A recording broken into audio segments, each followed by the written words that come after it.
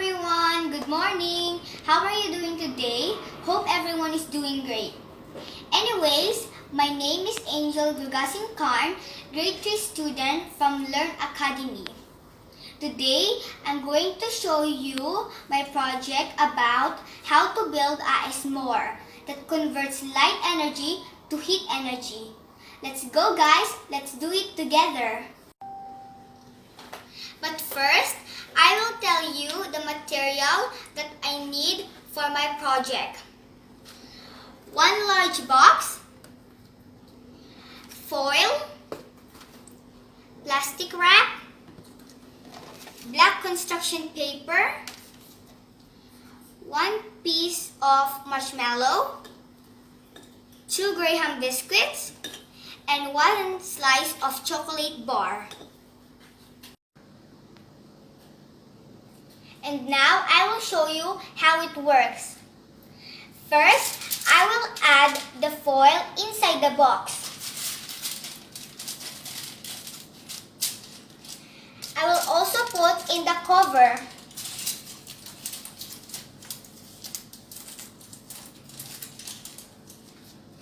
Then, I will add the black construction paper inside the box.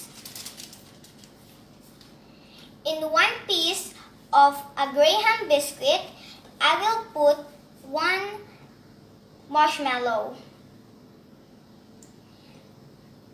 I will also put 1 slice of chocolate bar on the top of marshmallow. The remaining Graham biscuit, I will put on the top of it. And I will put the s'more biscuit inside the box.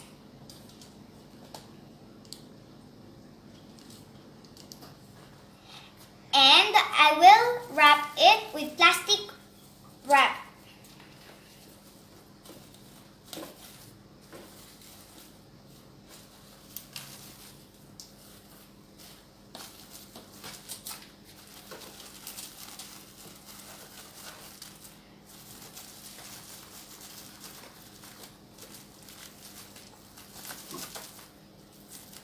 This is it. It's ready to put in the sunlight.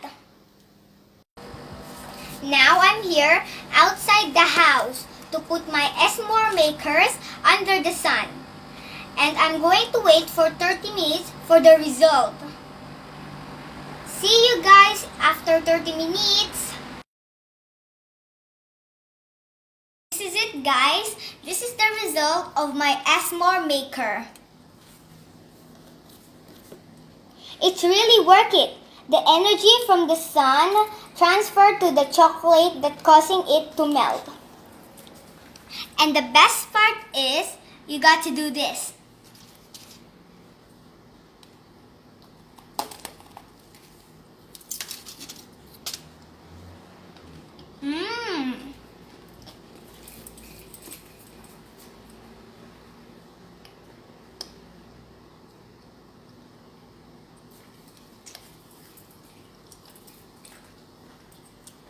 It's so yummy! Thank you for watching. Have a nice day. Hope you enjoy watching my video. Bye!